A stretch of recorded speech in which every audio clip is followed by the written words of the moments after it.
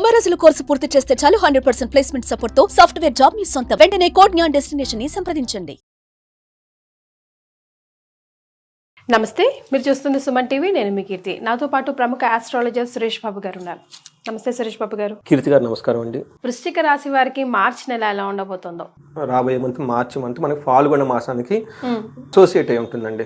మనకి మార్చి month beginning నుంచి ఫాల్గుణ మాసం కూడా బిగిన్ అయి ఉంటుంది. రెండు ముఖ్యమైన పండుగలు, ఒకటి హోలీ ఉంటుందండి. ఈ మంత్ ఎండ్ లో మనకి ఉగాది కూడా వచ్చేస్తుందండి. ఉగాదితో మనకి న్యూ ఇయర్ స్టార్ట్ అయిపోతుంది. ఇందులో వచ్చేటప్పటికి మనకి ఫైనాన్షియల్ ఇయర్ కూడా స్టార్ట్ అవుతుందని మనం చెప్పుకోవాలన్నమాట. రెండు రకాల కోయిన్సిడెన్స్ కలిసి ఉన్నాయండి. ఈ మాసంలో మనకి 12 రాశుల వరకు ఎలా ఉందో చూద్దాం. ఫస్ట్ మనకి జ్యోతిష శాస్త్రం ఎందుకు ఉపయోగం, దీని ద్వారా మనం ఎలా బెనిఫిట్ పొందాలి అనేది చాలా మందికి తెలవదండి. సో మహర్షులు మనకి ఈ జ్ఞానం ఎందుకు ఇచ్చారంటే అండి, భూమి మీద ప్రతి మనిషి పుట్టిన ప్రతి వ్యక్తి, అది ఏ కులం కానివ్వండి, ఏ మతం కానివ్వండి, ఏ కంట్రీ అయినా కానివ్వండి, 4 పనులు వాళ్ళు చేస్తారండి. ధర్మము, అర్థము, కామము, మోక్షం. నాకు వచ్చే ఫోన్ కాల్స్ కూడా వీటికి సంబంధించి వేరే ఏమి రావు, ఇంకా అంతే, ఇంకేం ఉండదండి. సో అయితే బట్ వాళ్ళ ఎక్స్పీరియన్స్ని బట్టి మనకు వస్తూ ఉంటుందండి. మనకి ఏం చెప్పారంటేనండి, మనం ఇవి సాధించేటప్పుడు కొన్నిసార్లు ఈజీగా సాధించేస్తాం, కొన్నిసార్లు చాలా కష్టపడి సాధించేస్తూ ఉంటామండి. కొంతమంది చాలా తక్కువ టైంలో ఉన్నతంగా ఎదిగిపోతుంటారు, కొంతమంది ఎంత చేసినా అక్కడే ఉన్నట్టు ఉంటారనమాట. సో మనకి ఏం చెప్తారంటే, లైఫ్ అనేది చాలా బ్లిస్ఫుల్గా ఆనందమయంగా ఉండాలి అనే ఒక ఉద్దేశంతో మహర్షులు ఈ జ్ఞానాన్ని ఇచ్చారు. దీని ద్వారా రాబోయే ఫ్యూచర్ మనకి ఎలా ఉంటుంది, ఏ విషయాల్లో అనుకూలంగా ఉంటుంది, ఏ విషయంలో ప్రతికూలంగా ఉంటుంది, ఎక్కడ ఫేవరబుల్ ఎక్కడ అన్ఫేవరబుల్ మనకు ముందుగానే తెలుస్తుంది. మనం ఏం చేయాలి, చాలా క్లవర్గా ఎక్కడెక్కడ మనకు ఫేవరబుల్గా ఉందో మన ఎనర్జీ టైం అంతా అక్కడ ఇన్వెస్ట్మెంట్ చేయాలి. ఎక్కడెక్కడ మనకు ప్రతికూలంగా ఉందో ఫస్ట్ దాన్ని తెలుసుకోవాలి. మనకి యాక్సిడెంట్లో జరిగిన అవమానాలు ఏది జరిగినా ఈ అన్ఫేవరబుల్ కండిషన్లోనే, ఇది ఇక్కడ మనకు అన్ఫేవరబుల్గా ఉంది కాబట్టి ఆ విషయం జాగ్రత్తగా వదిలేయాలి. లేదు చెయ్యాలి అనుకుంటే కొంచెం ప్రికాషన్ తీసుకొని చేయాలండి. అలా ఈ శాస్త్రం మనకి యూజ్ అవుతుంది. బికాజ్ ఇండికేషన్, ఒక దిక్సూచి. అందుకని జ్యోతి అంటే చీకట్లో డార్క్గా ఉంటుంది తర్వాత, కాబట్టి ఒక లైట్ మనకు పడితే ఒక కాంతి వస్తుందండి. సో అందుకని మన జ్యోతిష శాస్త్రం మన మహర్షులు ఇచ్చారు. ఇది మనకి ఒక గొప్ప సైన్స్ అనమాట. సైన్స్ బియాండ్ సైన్స్ అని నేను అంటూ ఉంటాను అనమాట. ఈ సైన్స్ ప్రకారం మనకి ఈ జ్యోతిష శాస్త్రం ప్రకారం, అందులో వేదిక జ్యోతిషం నేను చదివేది వేదిక ఆస్ట్రాలజీ ప్రకారం. సో మార్చి మంత్లో వృశ్చిక రాశి వాళ్ళకి కనుక చూసుకుంటే, వీళ్ళకి ఫస్ట్ నక్షత్రాలు ఇందులో ఏమున్నాయో చూద్దాం. విశాఖ 4వ పాదం, అనురాధ 1, 2, 3, 4 పాదాలు, జ్యేష్ఠ 1, 2, 3, 4 పాదాలు అంతా మనకి వృశ్చిక రాశిలో ఉంటాయి. అంతేకాని పేరు బలం కనుక మనం చూసుకుంటే, తో, నా, నీ, ను, నే, నో, యా, ఈ, యు, ఈ అక్షరాలు మోరార్లెస్ ఇదే సౌండ్తో ఉన్న వాళ్ళంతా వృశ్చిక రాశి కింద వస్తారండి. మన గ్రహస్థితి కనుక చూసుకుంటే, వీళ్ళకి వృశ్చిక రాశి నుంచి 5వ ప్లేస్లో వచ్చేటప్పటికి సూర్యుడు మీనరాశిలో ఎంటర్ అవుతున్నారండి. అదే రాశిలో ఆల్రెడీ వీళ్ళకి రాహు కూడా ఉన్నారండి. వీళ్ళతో పాటు మనకి శుక్రుడు, బుధుడు కూడా అక్కడ చేరిపోతున్నారండి. సో వచ్చేటప్పటికి వీళ్ళకి 4 గ్రహాలు వీళ్ళకి 5th హౌస్లో ఉన్నారండి వృశ్చిక రాశి వాళ్ళకి. కుజుడు వచ్చేటప్పుడే వీళ్ళకి మిథున రాశిలో జాయిన్ అవుతున్నారండి. కుజుడు వీళ్ళకి వచ్చేటప్పటికి 8th హౌస్లో ఉన్నారు. ఇది కొంచెం టఫ్ అయిన ప్లేస్ అండి. కుజుడు 8th హౌస్లో ఉండకూడదు. సో ఈ యొక్క గ్రహస్థితిని బట్టి ఎలా ఉండబోతుంది, వీళ్ళకి సూర్యుడు మారక ముందు మానహానిం అని చెప్తారు, అంటే అగౌరవం జరిగే సంఘటనలు ఎక్కువ ఉంటాయి. తర్వాత సూర్యుడు మారిన తర్వాత మార్చి 14 తర్వాత ఏం చెప్తారంటే, మనోరుజం మృతిం భార్య సుతాది కలహం పుత్రలబ్ధిం అని చెప్తారు. అంటే వీటి యొక్క మీనింగ్ ఏంటంటే, మనసులో ఎక్కడో బాధపడే సంఘటనలు జరిగే అవకాశం ఎక్కువగా ఉంటుంది. ఇది కూడా వాళ్ళు అనుకున్న ప్లాన్లు ఎగ్జిక్యూట్ అవ్వలేదే, మనం ఏయో పెద్ద ప్లానింగ్లన్నీ చేసాము, ఇవన్నీ రాలేదే, ఎక్కడో కన్ఫ్యూజ్ అయిపోయి బాధపడతారు. రెండోది మృతి, అంటే మనకి కొంచెం ఏమని చెప్తారంటే, శారీరకానికి ఇబ్బంది కలిగే సంఘటనలు జరిగే అవకాశం ఎక్కువగా ఉంటాయి అన్నమాట. కుజుడు 8th హౌస్లో ఉండటం వల్ల. తర్వాత 5th హౌస్లో ఉండడం కనుక dispute with spouse and children అని చెప్తారనమాట. అంటే వైఫ్తో కానీ హస్బెండ్తో ఒకళ్ళొకళ్ళు గొడవ పడే అవకాశం ఎక్కువగా ఉంటుంది. తర్వాత పుత్రులతో సంతానం గురించి బాధపడటం, వరి ఇవ్వటం, ఇవన్నీ చేసే అవకాశం కూడా చాలా ఎక్కువగా ఉంటుంది. అందులో వృశ్చిక రాశి వాళ్ళకి కొంచెం ఇంకా ఎట్ ద ఎండ్ ఆఫ్ అర్ధాశ్రమంలో ఉన్నారు కాబట్టి ఇంకొంచెం పేషెన్స్గా వెయిట్ చేస్తే, దేనికి టెన్షన్ పడకుండా ఉంటే మంత్ అయిపోయిన తర్వాత మళ్ళీ అది వేరే విషయం. తర్వాత వీళ్ళకి పుత్ర లబ్ధిని కూడా చూపిస్తుంది. అంటే పుత్రులతో గొడవపడే అవకాశం ఎక్కువగా ఉంది, బట్ ఫైనల్గా వీళ్ళతో లాభం కూడా జరిగే అవకాశం ఎక్కువగా ఉంది. సో ఇవి మనకు సూక్ష్మ గోచారం, లఘు గోచారం అని సింపుల్గా చెప్తాం. మనం డీటెయిల్డ్గా కనుక చూస్తే, 5th హౌస్లో సూర్యుడు ఉండటం వల్ల ఏం జరుగుతుందంటే, కొంచెం బెనిఫిట్, కొంచెం నష్టం కూడా జరిగే అవకాశం ఎక్కువ ఉంది. ఎక్కడ బాగా బెనిఫిట్ ఉందంటే, ధన ప్రవాహం విషయంలో, మనీ విషయంలో చాలా బాగుంటుంది. అలానే శత్రువుల విషయంలో కూడా చాలా స్ట్రాంగ్గా ఉంటారు. అండ్ గవర్నమెంట్ రిలేటెడ్, తర్వాత బాస్ రిలేటెడ్, ఇట్లా హైఫై అఫీషియల్స్ దగ్గర నుంచి కూడా వీళ్ళకి చాలా లాభం ఉంటుంది. బట్ ఎక్కడ ఛాలెంజెస్ ఉంటుంది అంటే మనకి మహర్షులు సంస్కృతంలో ఒక శ్లోకం చెప్తారు ఏమంటే దేహాలాస్యం మనస్తాపం సుహృత్వేషం ధన వ్యయం అంతేకాకుండా బుద్ధి చాంచల్యం ఆప్నోతి పంచమే రవి సంయుతే అని చెప్తారనమాట.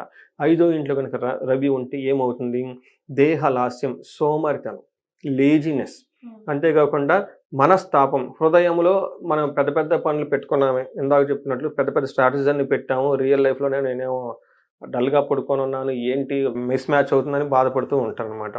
అంతేకాకుండా స్నేహితుల వల్ల ఇబ్బంది కలిగే అవకాశం ఎక్కువగా ఉంటుంది. బుద్ధి చాంచల్యం ఆప్నోతి, ఈరోజు ఒక పని రేపు ఇంకొక పని, పెద్ద పెద్ద ప్లాన్ చేసాం, ఆ ప్లాన్ చేసే సహా ఓపిక నాకు లేదు, ఆ ప్లాన్ క్రాష్ చేసి మళ్ళీ ఇంకొక ప్లాన్ చేసుకోవటం, 2 రోజులు మళ్ళీ నిద్రపోవటం, లేజీగా ఉండటం, అది వర్కౌట్ అయింది, ఇలా రకరకాల ప్లాన్లన్నీ పెట్టుకుంటారు. రేపు ఉదయం జాగింగ్ వెళ్ళాలని కంపల్సరీ పెద్ద ప్లానింగ్ పెట్టుకుంటారు.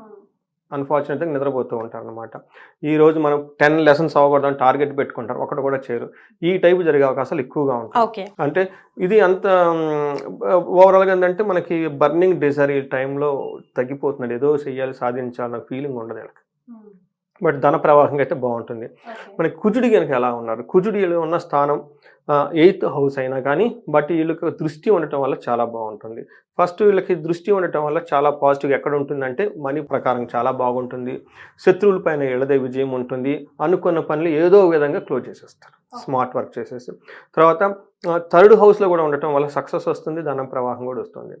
తర్వాత వీళ్ళకి కుజుడు ఉన్న పొజిషన్ బట్టి మనం చూస్తుంటే అసలు ఏంటి ఎలా ఉండబోతుందంటే వీళ్ళకి మనకి ఏం చెప్తారంటే ప్రవాస కార్యహాని స్యాత్, కసారోగ పీడనం, స్థానరాశం, రుణచ్ఛద, అష్టమస్తే ధారాసుతే అని చెప్తాం. 8వ ఇంట్లో కనుక మనకి ధారాసుత అంటే కుజుడు అనమాట. కుజుడు ఉంటే ఏమవుతుందంటే ప్రవాస, ఫారిన్ వెళ్ళాలనుకున్న వాళ్ళకి చాలా బాగుంటుంది.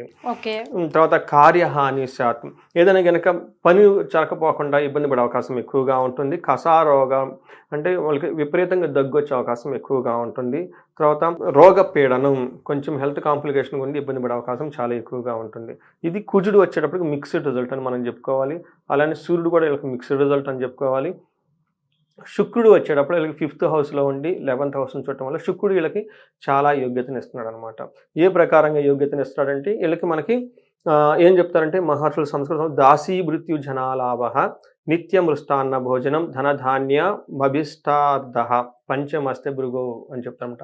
5వ ఇంట్లో కనుక భృగు ఉంటే ఏమవుతుందంటే దాసీ భృత్య జనలాభం, వీళ్ళ కింద ఉన్న ఎంప్లాయీస్ కానివ్వండి, సపోర్టింగ్ పీపుల్ కానివ్వండి, మెయిడ్స్ కానివ్వండి, వాళ్ళ కింద ఎవరైనా కనుక ఉంటే ఈ టైంలో వాళ్ళకి చక్కగా వీళ్ళని అర్థం చేసుకుని వీళ్ళకి ఏం కావాలో ఆ పనులు చేసి పెట్టే అవకాశం ఎక్కువగా ఉంటుంది. పర్టికులర్ మేనేజర్స్ కానివ్వండి, ఇలా CEO పొజిషన్ వాళ్ళ కింద ఉన్న టీం ఉంటారు కదండి, వాళ్ళంతా మంచి సపోర్ట్ ఇస్తారు వీళ్ళకి. అంతేకాకుండా నిత్య మృష్టాన్న భోజనం, చక్కగా భోజనం అవన్నీ చేస్తూ ఉంటారు. ధన ధాన్యం అభీష్టరద్ది అంటారన్నమాట. అంటే వీళ్ళకి ఏదైనా కనుక సాధించుకోవాలనుకుంటే ఈ టైంలో చక్కగా అవన్నీ సాధించే అవకాశం ఎక్కువగా ఉంటుంది. ఇవి కాకుండా 11th హౌస్లో దృష్టి ఉండటం వల్ల వీళ్ళకి గెయిన్ త్రూ ఏమని చెప్తారంటే లేడీస్ ఆర్ జెంట్స్ అని చెప్తారు అనమాట. అంటే వీళ్ళకి ఆపోజిట్ ఉండే వాళ్ళైతే వాళ్ళకి వాళ్ళ నుంచి లాభం వచ్చే అవకాశం ఎక్కువగా ఉంటుంది. అప్పటిదాకా అభిప్రాయ భేదాలు ఉన్నా కానీ అవన్నీ పోయేసి వీళ్ళకి బాగా మంచి సపోర్ట్ వచ్చేసి ముందుకెళ్ళే అవకాశం చాలా ఎక్కువగా ఉందండి. రైట్. మరి నక్షత్రాల ప్రకారం వృశ్చిక రాశి వారికి మార్చి నెల ఎలా ఉంటుందండి? సో మనకి విశాఖ, అనురాధ, జ్యేష్ఠ 3 నక్షత్రాలు ఉంటాయి. మన విశాఖ నక్షత్రం కనుక చూసుకుంటే వీళ్ళకి ధన ప్రాప్తి బాగుంటుంది. తర్వాత అతిగా భయపడే అవకాశం ఎక్కువగా ఉంటుంది. బంధనము, భయము, సో వీళ్ళకి బంధించబడినట్లు ఉండే సిచ్యువేషన్స్ ఎక్కువగా ఉంటుంది. ఒక ఎక్స్పర్ట్స్ మెంటార్ని కానీ లేదంటే ఆస్ట్రాలజర్ని కానీ కలిస్తే వాళ్ళ యొక్క దేని గురించి అయితే వాళ్ళు కన్ఫ్యూజన్గా ఉన్నారో ఆ కన్ఫ్యూజన్ పోతుంది. తర్వాత అనురాధ నక్షత్రం వాళ్ళకి జయం ఉంటుంది, ధన ప్రాప్తి ఉంటుంది. తర్వాత వీళ్ళకి ఛాలెంజెస్ ఏమంటే భయం పడే అవకాశాలు ఎక్కువ, సిచ్యువేషన్స్ ఎక్కువగా ఉంటుంది. వీళ్ళకి బంధించబడినట్లుండే సిచ్యువేషన్ కూడా ఎక్కువగా ఉంటుంది. జ్యేష్ఠ నక్షత్రం వాళ్ళకి ఈ మాసం అంతా లాభప్రదంగా ఉంటుంది, జయం కలిగి ఉంటుంది. ఛాలెంజెస్ ఎక్కడ ఉంటాయంటే వీళ్ళకి భయము, రెండోది బంధించబడినట్లుండే సిచ్యువేషన్ కూడా ఎక్కువ ఉండే అవకాశం ఎక్కువ ఉంది. సో ఈ 3 నక్షత్రాలకు కూడా భయం, బంధనం కనిపిస్తుంది కాబట్టి మరి వీళ్ళు ఎలాంటి రెమెడీస్ పాటించాలంట? సో ఒకటి, మనం ఈ బంధనము అనే దానికి కారణము వీళ్ళకి బుధుడు సరిగ్గా యోగించకపోవటం అనమాట. బుధుడిని మనకి యోగ్యతను ఇవ్వాలి అంటే బుధుడికి అధిష్టాన దేవత విష్ణుమూర్తి. సో మనకి ఈ టైంలో విష్ణుమూర్తిని ప్రార్థించాలి. లైక్ విష్ణు సహస్రనామం కానీ, లేదు అంటే మనకి ఏం చెప్తారంటే తిరుపతి వెంకటేశ్వర స్వామిని కానివ్వండి, దగ్గరలో ఎక్కడైనా వైష్ణవ దేవాలయం ఉన్నా కానీ చక్కగా వాటిని దర్శనం చేసుకోవాలి. మనకి హైదరాబాద్లో బెంగళూరు రోడ్లో పెంచర్ల అనే ఒక ప్లేస్ ఉందండి. అక్కడ అనంత పద్మనాభ స్వామి టెంపుల్ అన్నారండి. చూడండి, ఈ పేరులోనే అనంతం అని ఉందండి. అంటే మనం ఎందుకు బంధించబడ్డామంటే మనకి ఎక్కువగా అపార్చునిటీస్ కనపడవు, మనకున్న హొరైజన్తో తక్కువగా బంధించమంటుంది. ఎప్పుడైతే ఇలా అనంత పద్మనాభ స్వామిని, అక్కడ మహాలక్ష్మి అమ్మవారు కూడా ఉన్నారు, ఎప్పుడైతే ఈ అనంతానికి వెళ్ళిపోతాం మనకున్న ఈ లిమిటెడ్ ఈ బంధాలని పోయేసి అనంతమైన హొరైజన్ పెరిగిపోయి జ్ఞానసిద్ధి అవన్నీ వచ్చేసి తర్వాత అదృష్టము అమ్మవారు కూడా ఉండటం వల్ల వీళ్ళకి ధన ప్రవాహం ఇవన్నీ వచ్చే అవకాశం ఎక్కువగా ఉంది. కాబట్టి అక్కడ విజిట్ చేసి అక్కడ టైం స్పెండ్ చేసి ప్రదక్షిణాలు చేస్తే వీళ్ళకి ఈ బంధనం అనే సిచ్యువేషన్ నుంచి బయటపడే అవకాశం ఎక్కువగా ఉంటుంది. అతిగా భయపడే అవకాశం ఉంది, దాని నుంచి కూడా బయటపడే అవకాశం ఎక్కువగా ఉంటుందండి. పెంచర్ల అన్నారు కదండి. అవునండి, పెంచర్ల. తర్వాత వీళ్ళకి భయపడే సిచ్యువేషన్స్ వస్తున్నాయి కాబట్టి అండి లక్ష్మీ అమ్మవారిని పూజించాలి. అందుకని వీళ్ళు మనం ఇప్పుడు దాకా చెప్పుకున్న దేవాలయాన్ని విజిట్ చేస్తే చాలా బాగుంటుంది. అక్కడ అమ్మవారు కూడా ఉన్నారు కాబట్టి రెండింటికి సొల్యూషన్ అక్కడ దొరుకుతుంది. వీళ్ళకి ధన ప్రాప్తి సహజంగా చాలా బాగుండాలి. కొంతమంది మనకు అంటుంటారు, ఏమంటే మీరు ధనం బాగుంది రావట్లేదు ఏంటి అని. దానికి కారణాలు ఇంకా వేరే ఉంటాయండి. ఇవి కాకుండా వాళ్ళకి ఇండివిజువల్ జాతకం చూడాలి, ప్లస్ వాళ్ళకి కొన్ని దోషాలు ఉంటాయండి, శాపాలు, ఏడుపులు, ఇవన్నీ మనకి కుళ్ళు, కృతంతలు ఇవన్నీ చాలా ఉంటాయండి. మధ్యలో మన మీద పడేవాళ్ళు, ఏడ్చేవాళ్ళు చాలా మంది ఉంటారు. వీళ్ళ నుంచి రాకపోయినా కానీ అబ్స్ట్రక్షన్ ఉన్నా కానీ మనకి ధనం రాదండి. సో ఇలాంటి వాళ్ళకి మనకి ఏం చెప్తారంటే ధన ప్రవాహం చాలా చక్కగా ఉండడానికి వీళ్ళకి కుబేర పాశుపత హోమం కనుక చేయించుకోగలన్నా చాలా బాగుంటుంది. లేదంటే శ్రీ సూక్తంతో సంపటీకరణ చేసి మహాలక్ష్మికి సంబంధించిన విశేష పూజ ఉంటుందండి, ఒక విశేష హోమం కనుక ఇవి కనుక చేయించుకోగలిగితే డబ్బులు కోట్లలో లక్షల్లో బాగా లాసంలో రాకుండా ఉంటారు కదండి. అలాంటి వాళ్ళు ఇవి చేయించుకుంటే చాలా ధన ప్రవాహం వచ్చే అవకాశం ఎక్కువ ఉంటుంది. Right, thank you so much Suresh Bhat garu, ధన్యవాదాలు. థ్యాంక్ యూ అండి.